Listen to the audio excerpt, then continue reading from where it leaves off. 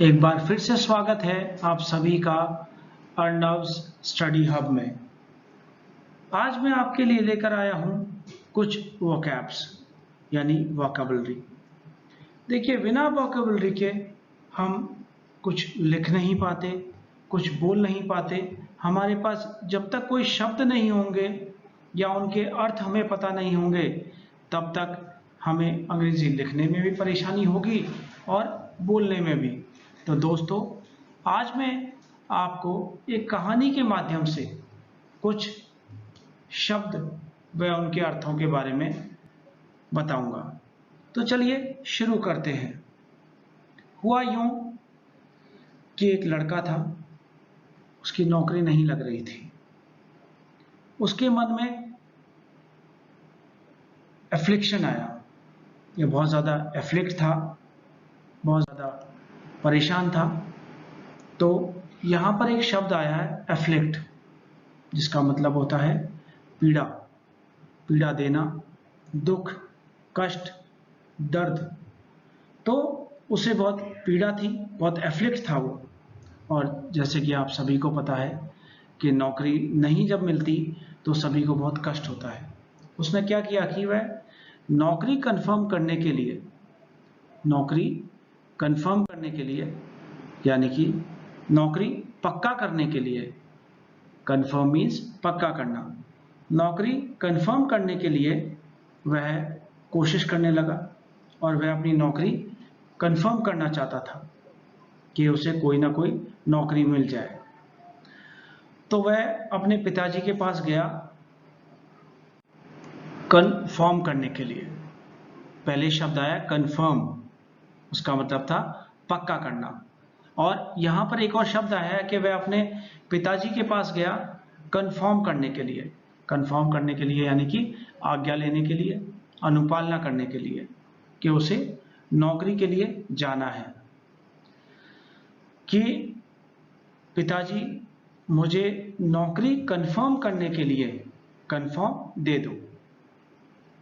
लड़के ने कहा कि भाई मुझे नौकरी चाहिए, लेकिन मुझे सरकारी नौकरी तो मिल नहीं रही है। अब सरकारी नौकरी नहीं तो कम से कम कोई प्राइवेट नौकरी ही उसे मिल जाए, निजी नौकरी मिल जाए किसी फर्म में। और इसलिए उसके पिता ने उसे अपने एक मित्र के यहाँ भेजा। जब वह अपने पिता के मित्र के वहाँ पहुँचा तो वहाँ उसने देखा कि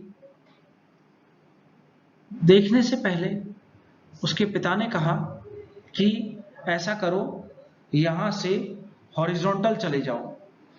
कैसे चले जाओ? हॉरिजॉन्टल। तो यानी हॉरिजॉन्टल एक नया शब्द आया बीच में। इस हॉरिजॉन्टल का अर्थ होता है समतल, यानी बिल्कुल सीधा।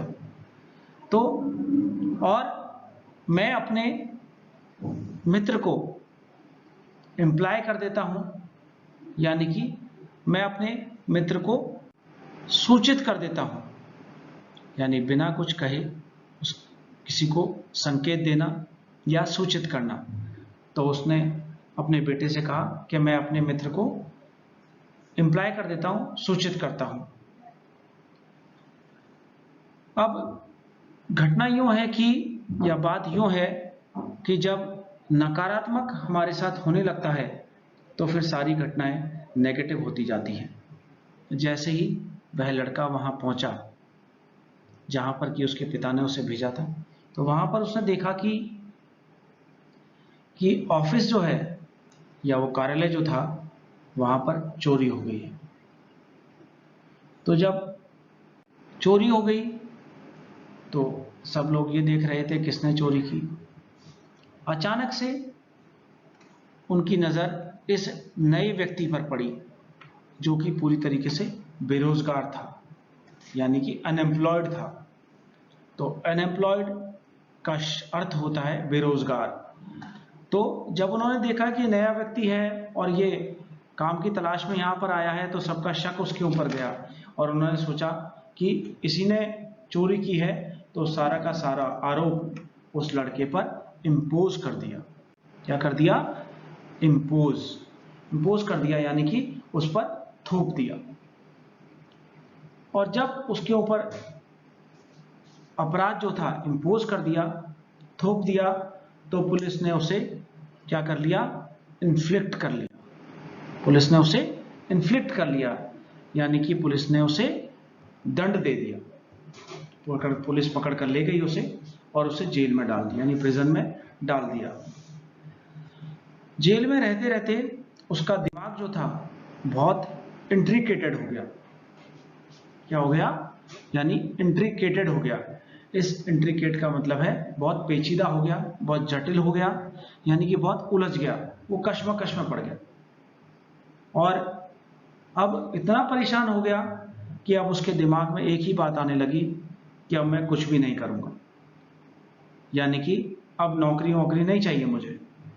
अब मैं जैसे ही मैं यहां से छूटूंगा तो मैं क्या करूंगा, अपने खेतों में इरिगेट करूंगा। इरिगेट करना होता है सींचना। इरिगेशन तो आपने सुना होगा, इसका मतलब होता है सिंचाई करना। तो मैं यहाँ पर जाकर अपने यहाँ से जैसे ही छूटूंगा तो मैं अपने खेतों में जाके इरिगेट करूंगा या सिंचाई करूंगा। तो इस प्रकार से धीरे धीरे समय गुजरता चला गया और धीरे धीरे टाइम जो था लैप्स होता चला गया। क्या होता चला गया, लैप्स।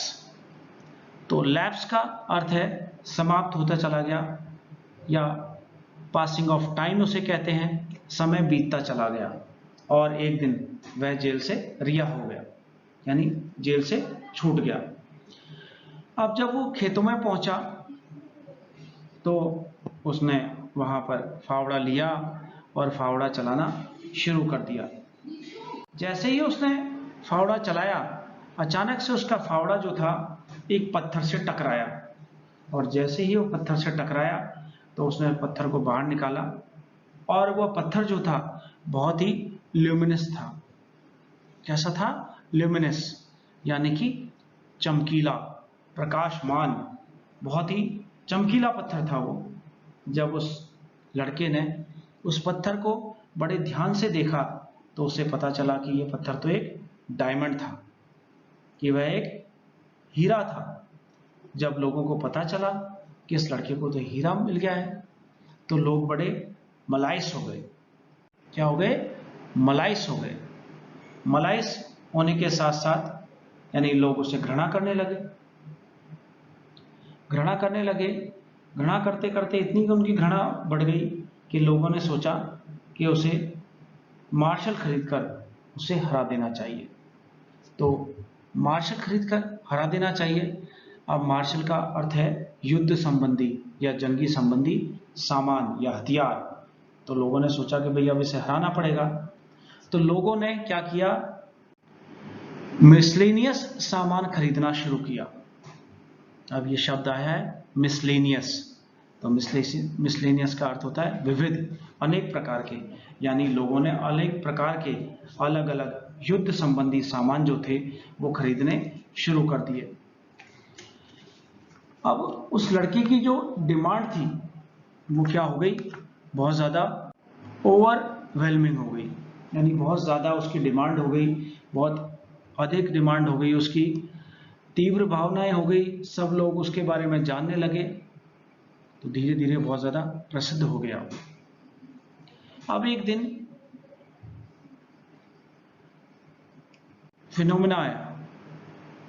फिनोमिनन यानी कि एक घटना। तो एक दिन की फिनोमिना है ये, एक दिन की घटना है कि उसने क्या लगा लिया, पहले से उसे प्रेजुडिस हो गया, यानी पूर्वाग्रह हो गया उसे। उसने अनुमान लगा लिया कि कुछ भेदभाव के बारे में, कुछ उसे पहले से कई चीज़ों का पता लग गया। यानी कि पूर्वाग्रह मतलब पहले से पता चल जाना, किसी के बारे में अंदाज़ा लगा लेना, अनुमान लगा लेना कि लोग उसके बारे में क्या सोचते हैं। अब जब उसे अनुमान लगाने लगा कि लोग उसके बारे में क्या सोचते हैं तो उसने एक सप्लीमेंट निकाला, मतलब एक परिपूर्ण करने के लिए, शेष पूर्ति के लिए एक विचार निकाला उसने कि मैं क्यों ना सबको वर्टिकल खड़ा कर दूं। क्या खड़ा कर दूं, वर्टिकल, वर्टिकल खड़ा कर दूं यानी कि सबको लंबवत खड़ा कर दूं, सबको सीधा खड़ा कर दूं और सबके कोड़े लगाऊं। अब ये कोड़ा शब्द है, इसको अंग्रेजी में हम व्हिप कहते हैं, WHIP। तो सबके कोड़े लगाऊं और जब इनके कोड़े लगेंगे तो सबके सब अपने आप शांत हो जाएंगे। और उसने ऐसा ही किया। अब उसका ये जो सरमाइश था उसका, यानी कि ये अनुमान था, उसका अंदाजा लगाना जो था वो सही निकला और उसने ऐसा ही किया। तो इस प्रकार से इस कहानी का अंत होता है। तो दोस्तों, कहानी के माध्यम से कोशिश की है कि आप कुछ नई वोकैबुलरी सीखें और इस वोकैबुलरी के माध्यम से आप नए शब्दों को जानेंगे, नए शब्द लिखना सीखेंगे।